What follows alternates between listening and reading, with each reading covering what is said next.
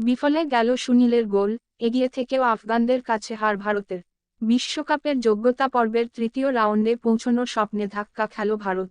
Video শুরু করার আগে আমাদের চ্যানেলটি সাবস্ক্রাইব করে, ভিডিওটিতে লাইক শেয়ার কমেন্ট করে আমাদের সাথেই থাকুন। সুনীল ছেত্রীর মাইলফলকের ম্যাচে হতশ্রী হার ভারতের।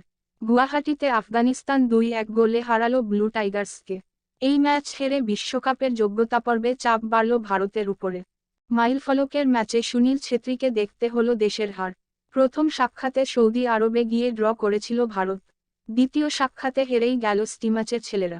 আর ম্যাচ হারার পরে পাহাড়প্রমাণ চাপ বাড়ল ভারতের উপরে। তৃতীয় রাউন্ডে যাওয়ার সম্ভাবনায় ধাক্কা খেল। তৃতীয় রাউন্ডে পৌঁছতে হলে এদিন ম্যাচটি জিততেই হতো। কিন্তু সেই ম্যাচেই ভারত লজ্জাজনকভাবে হারল।